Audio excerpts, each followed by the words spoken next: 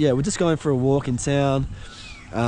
We've been putting in some work at home, just creating some conditioning for following a with me command. So I'm gonna just add a couple of those in now as well, with some fairly high value rewards. I'm using these little meatballs that he likes.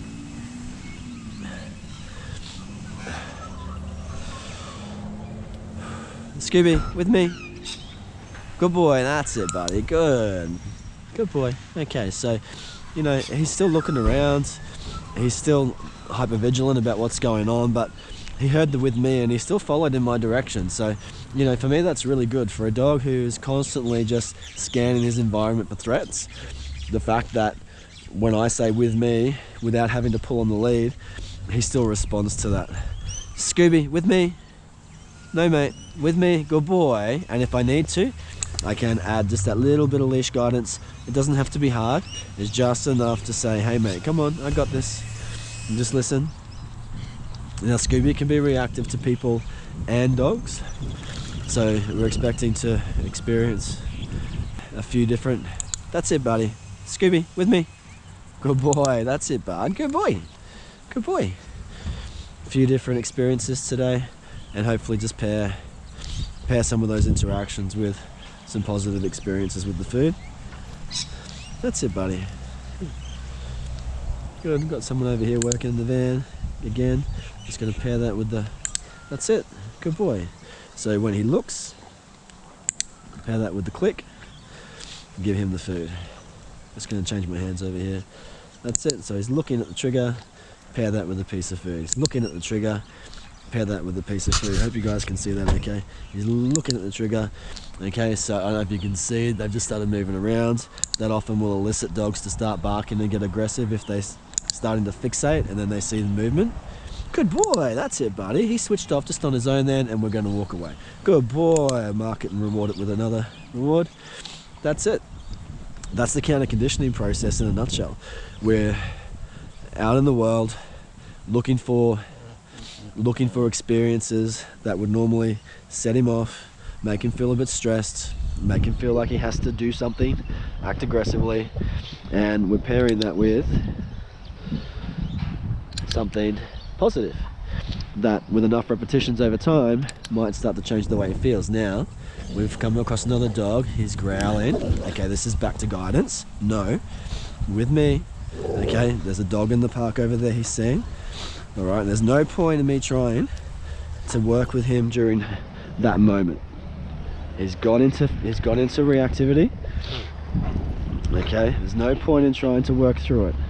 He's not thinking clearly. All right, now we're back away from his threshold. Now that dog, no. Okay, he's not taking the food. With me, good boy. All right, good boy. Okay, with me. Let's try here. Good.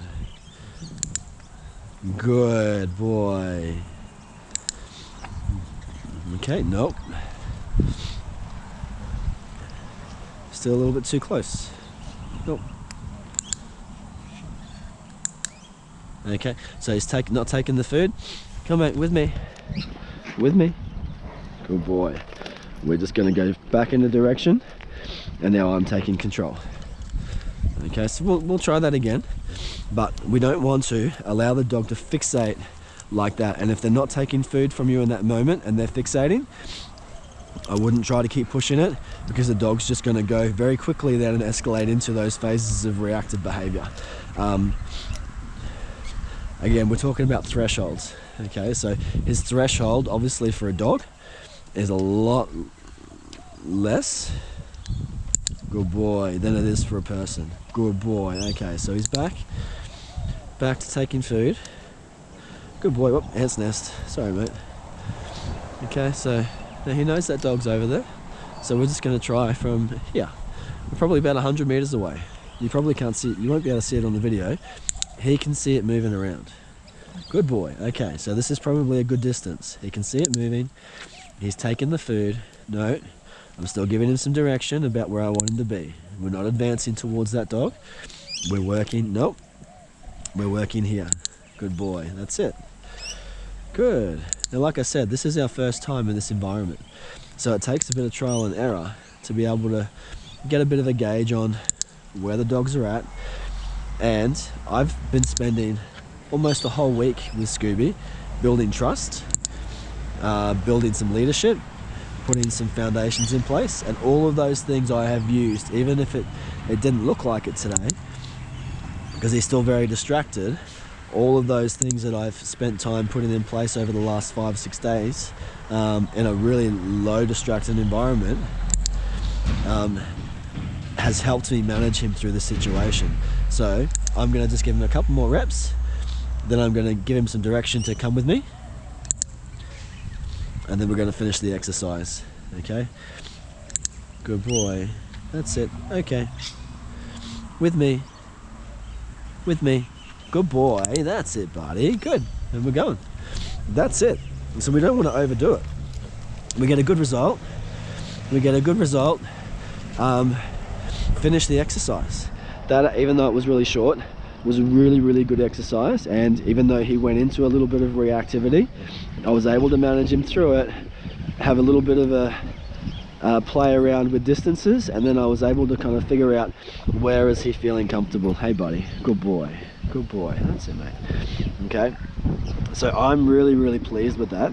For a dog that didn't know me a week ago, who is human aggressive and dog aggressive, that was a really successful session, right? And he went away from that having a positive experience at the end.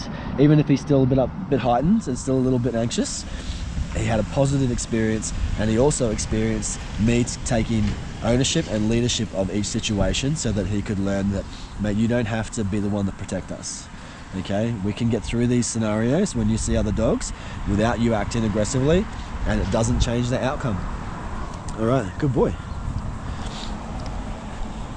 So guys, thanks for watching. Now, that was a bit clunky and it wasn't perfect, but you can see how putting those foundations in place to allow some control, and then going through those motions of watching for the signals, responding with guidance if the dog does go into reactivity, looking for the threshold distances that we need to work with, and then applying the positive associations with the food and the clicker to start that counter-conditioning process. This was his first session out here in a new environment. He's a dog aggressive and human aggressive dog, so he did exceptionally well, and I'm actually really pleased with the end result. And now it's just a matter of repetition, consistency, and yeah, how far we get and how much we achieve in a certain time frame varies dramatically with each dog. But that was a great start. Thanks for watching. Alright guys, one last thing. We're in the car. Now there's a dog coming down this way, and I don't have time to drive away before this dog comes past us. So what I'm going to try and do and see if it works is just get him started on working with the food and the clicker, and then if I can time it immediately when he sees this dog, if he does see the dog, then I will reward it. Let's just see what happens. He'll see the movement in a sec. There it is. No, Scoop. Good boy. There it is. Good boy. Good boy. That's it. Okay, now, a lot of people might look at that and go, no, you just, no, Scoobie, good boy. A lot of people might look at that and say, well, you just rewarded the barking behavior. Scoobie, no, Scoobie, hey, bop, bop, bop. Good boy. All right. But what I did was, yes, the timing wasn't perfect, but I was able to get him to re-engage back with me. Okay, so overall, no, Scoobie, that's it. So overall, the experience that Scoobie had in that moment as that dog walked past was more positive than negative. Good boy, that's it, buddy. Good boy. And he responded exceptionally well when I told him no. So that little bit of firm guidance, that trust that he has in me, and the work we've been putting into the foundations around the communication helped me get through that moment.